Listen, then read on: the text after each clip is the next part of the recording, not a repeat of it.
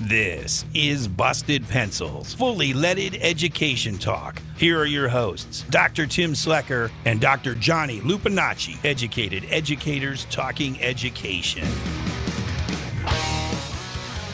Yes, it is. It's Busted Pencils, fully leaded education talk. Educated educators talking education. Wednesday classes in session.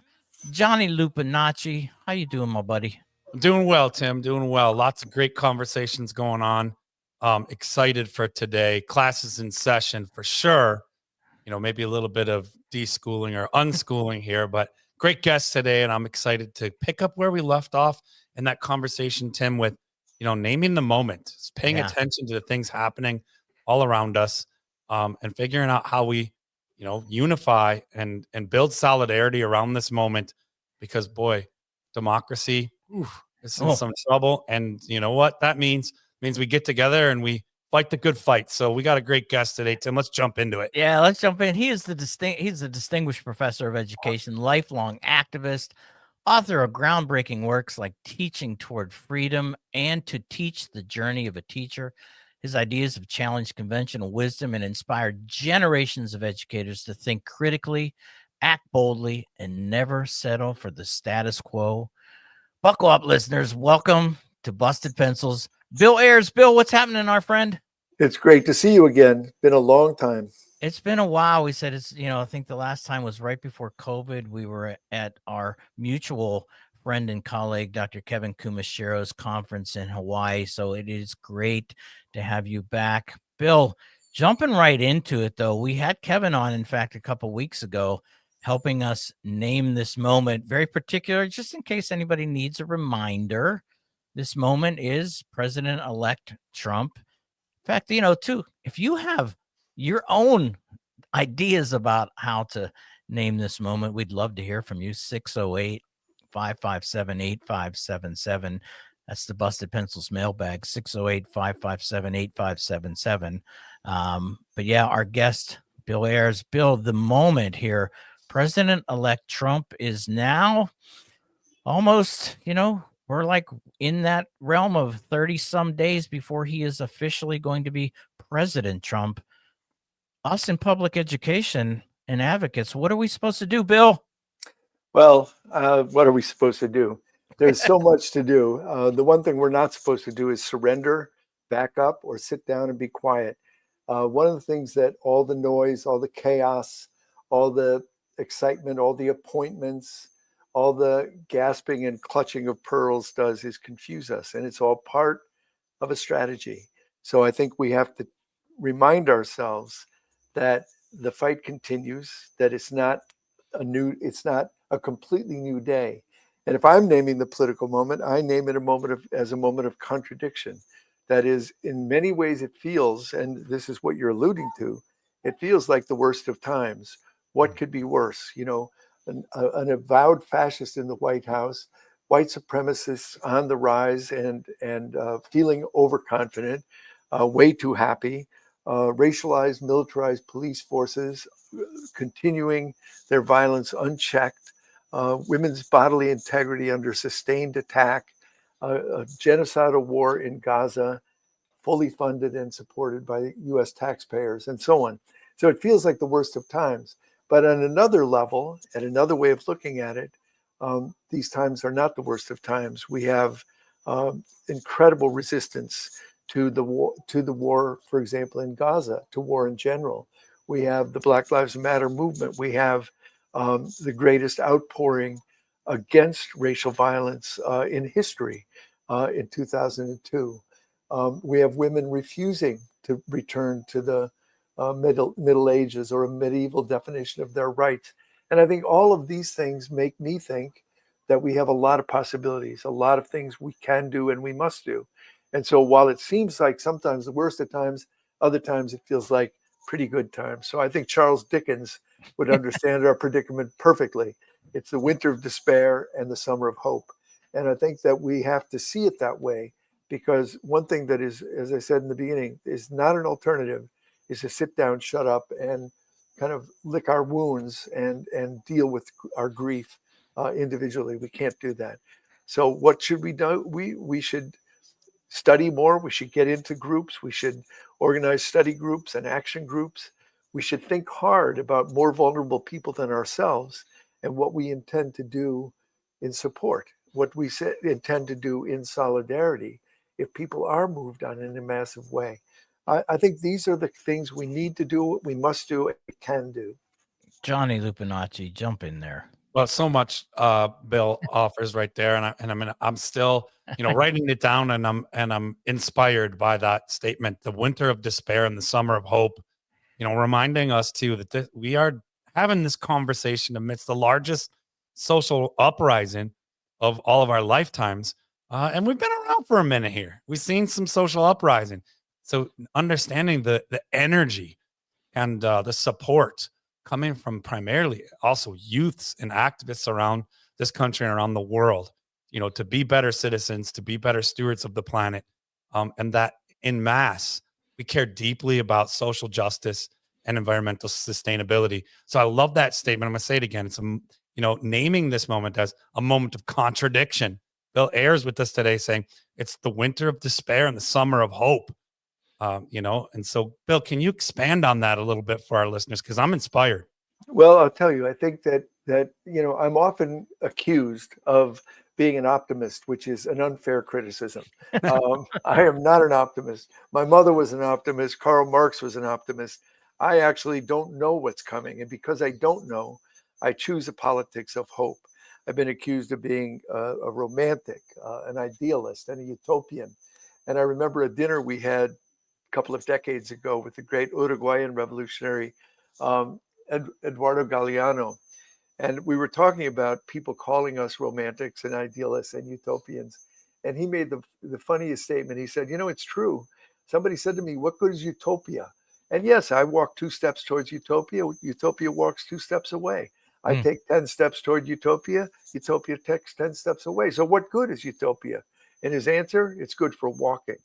And that's very important to me, is that I am a hopeful person precisely because the day before Rosa Parks sat in on that bus, no commentator or talking head thought that the modern civil rights movement was right around the corner. The day after, everybody said it was inevitable. So I choose to say, because I don't know, I'm willing to try to mobilize, organize, agitate, and move in the direction of my dreams because there's no other place to go. I refuse to cave in despair or weakness to a rising fascist reality. There's one other thing I would say, Johnny, and that is that it should, if you're completely surprised by the Trump election or completely surprised by Trump won, then you don't know what country we live in, because this is a country that is deeply, deeply inflected with genocide, with white supremacy. In fact, I just wrote this book called When Freedom is the Question, Abolition is the Answer. And one of the people keep asking me to define freedom, and I don't want to define it because I think it's a layered, complex, dynamic term that gets defined in action. But I will say this, that freedom for the conqueror is always murder and mayhem for the conquered. And that's the fundamental American contradiction. On the one hand, we aspire to freedom. On the other hand, freedom for the colonists was also the freedom to own human beings, the freedom to support the Atlantic slave trade, the freedom to expand westward and destroy entire peoples. So that's the freedom we do not want to embrace. We want to come to a different understanding. And within that American contradiction, we want to see freedom as an aspiration for all human beings to a more just, a more joyful, a more peaceful, and a more balanced world. That's what I'm working for.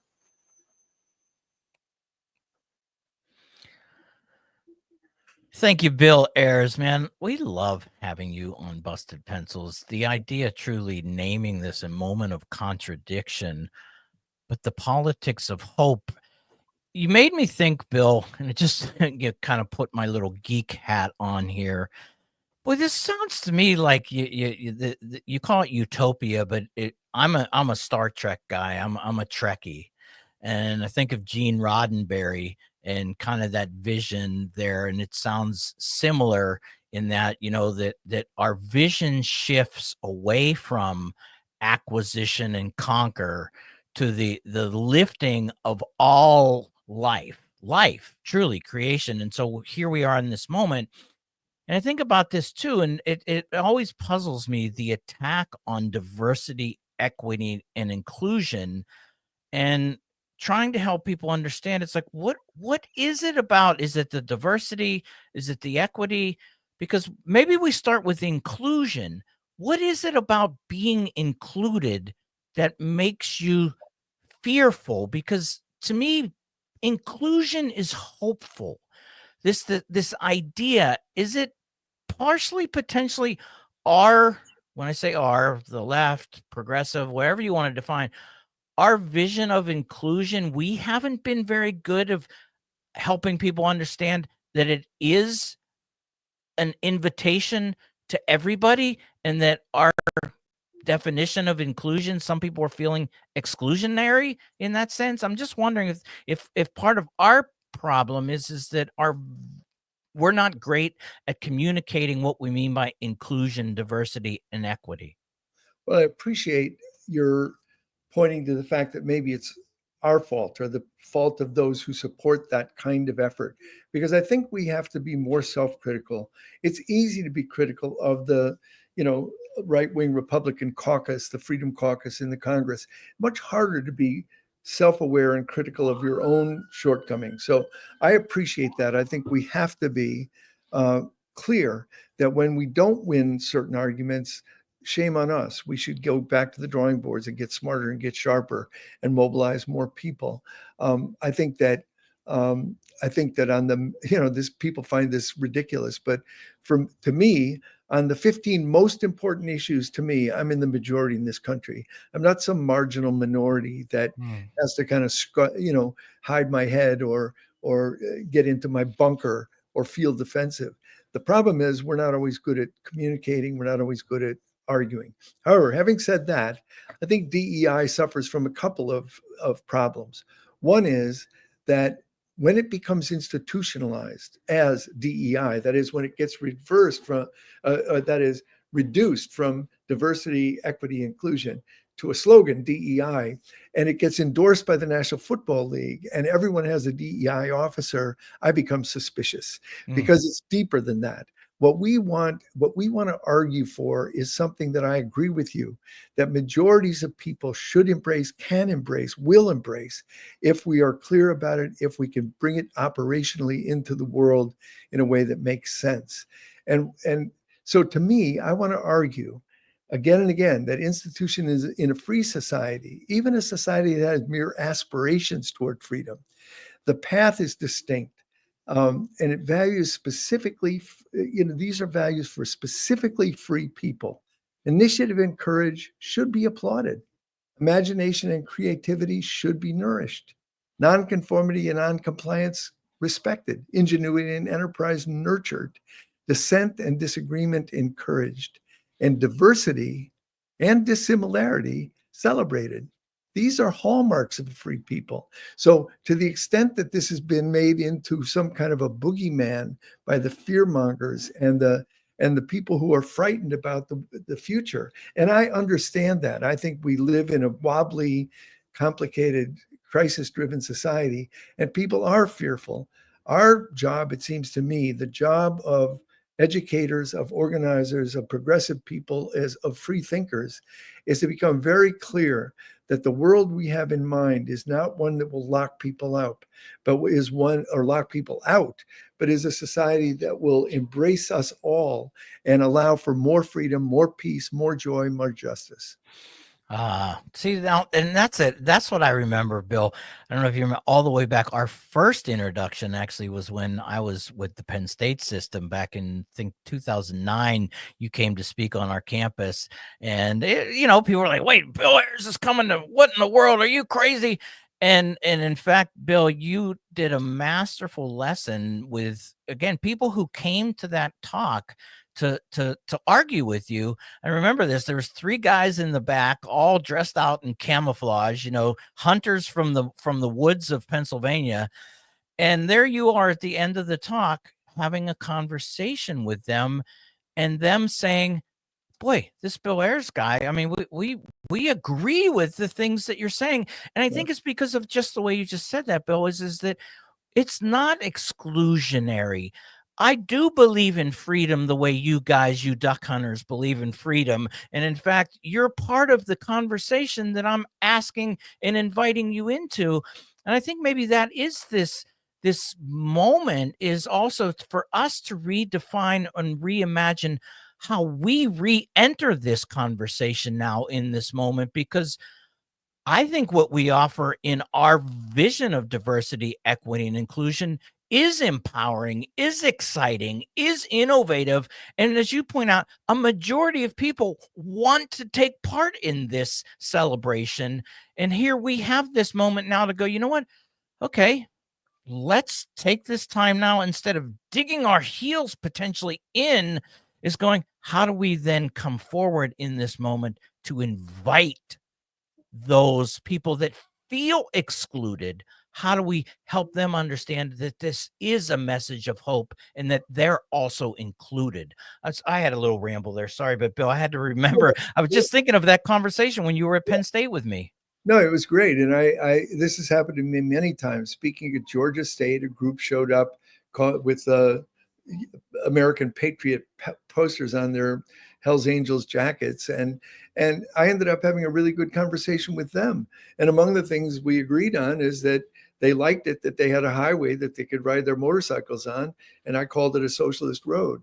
But I think what you're saying that's really important is that, I think Trumpism offers more than an outlet for economic frustration. It's an emotional narrative, and it addresses the existential fears that people have, that we're living in a dying empire on a dying planet. And that narrative is muddled, ever-changing. It's got scapegoats, conspiracies, madness built into it. And now even Elon Musk is in it. It's kind of, there's endless jokes. But it recognizes the dark horizon that we're rapidly approaching. And the Democrats' primary response is to say, look, let's talk about that later. For now, we should hold back the Trump tide. Not good enough. We have to do better than that. We have to say, no, we have also a vision. And it's a vision of people living in harmony with one another, with nature, with the planet, and people living without the economic anxiety that's driving us all crazy. So here we are spending billions on war and militarization of the police. And here we are without healthcare, with millions of people unhoused. That's an atrocity. And people feel the fear, they feel the anxiety. We need to address that in a real way, not in some kind of slick, we can be just like the Republicans way. And I think the Democrats have dropped the ball again and again. And when they do drop the ball, instead of doing a deep inward look, they tend to say, well, it's the fault of Black men, or the fault of Arab voters, or the fault of young people not turning out. It's not anybody's fault except the political class themselves for kind of not putting forward a vision that speaks both emotionally and practically to the real needs people have for meaning, for sensibility, for safety, and for purpose in life.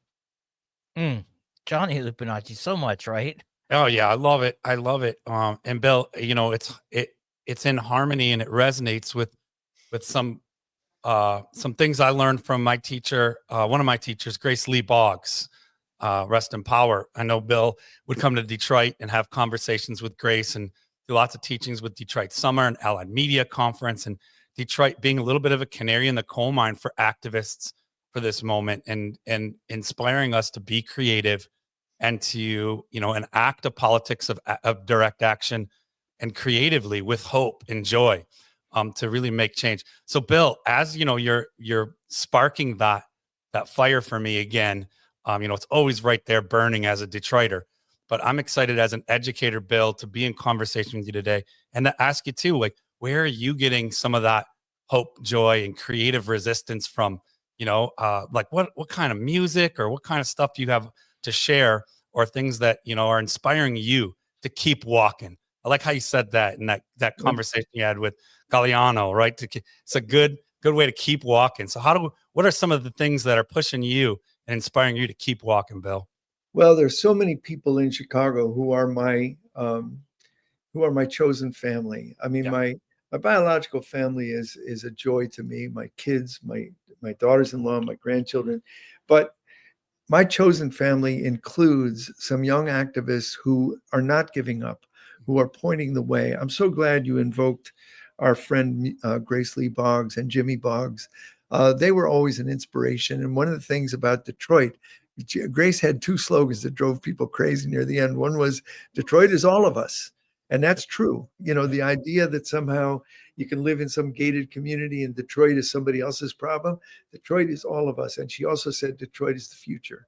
And what she meant by that is we can find a way to evolve, to organize, to create a revolution in values in order to have a revolution in fact. And Grace always pointed in that direction. For me, I get a lot of strength from the million experiments that I see going on all over the country. I don't see one great organization or one great movement that is defining everything. But if you look closely, Detroit's a great example. Chicago's a great example. We have projects and possibilities in every corner of Chicago. And the young activists driving those projects give me enormous hope. The other thing that gives me hope, Johnny, I look historically. I point you to two things. Let's imagine the four of us are having this conversation in 1845, and we're abolitionists. And we recognize that we're a tiny minority. We stand as abolitionists against the Constitution, the founders, the law, our parents, the Bible, our preacher, our neighbors. Holy cow. And yet we're abolitionists. And we also recognize that slavery is embedded in the entire country. The whole economy flows from slavery. So it's not just the South, it's every bank, it's every shipping company, it's everything depends on slavery. But damn it, we're against it and we're going to organize. And so we organize and we knock doors and we put out leaflets and newspapers and propaganda. We support those who are the African workers who are escaping from slavery. We support them physically, emotionally, and we try to get certain people elected. But it's 1845. It doesn't seem possible. We're a teeny tiny minority. And in 15 years, it will be done. Holy cow. Who could have thought that? And yet they didn't give up and they didn't bury their heads. They kept pushing toward a world that could be, but was not yet. I look at the abolition of the death penalty in Illinois. 20 years ago this month, we abolished the death penalty. How did we do it? Well, the guys themselves, the people on death row, began a study group. That led to the Death Row 10, which led to the Mothers of the Death Row 10, which led to a social movement. And we never backed up. But if you had told me 30 years ago that Illinois would lead the nation in abolishing slavery, I would have said, you're nuts. But because it happened, I know other things can happen. I think we can abolish in Illinois death by incarceration, which we do still have. We don't have death by execution, but death by incarceration. I think we can move toward a vision of a world in balance in which the capitalist climate collapse, which is upon us, can be stopped. And it can be stopped because it's within our power and our hands to stop it. But we have to unite arm in arm, heart to heart, to the barricades, and we have to be smart about it. So I'm encouraging people right at this moment, get in small groups, study groups, action groups, find the people you trust politically, be in conversation, and then reach out to a neighbor, talk to strangers. That's the essence of being a teacher. That's the essence of being an organizer for democracy. And that's what we do all the time on Busted Pencils, Bill. Thanks for bringing us back to that. Our neighbors, reaching out to our neighbors. Man, that reminds me. Now for our moment of Zen.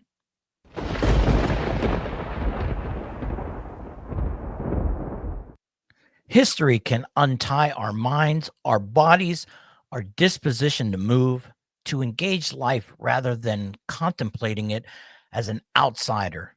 It can do this by widening our view to include the silent voices of the past so that we look behind the silence of the present.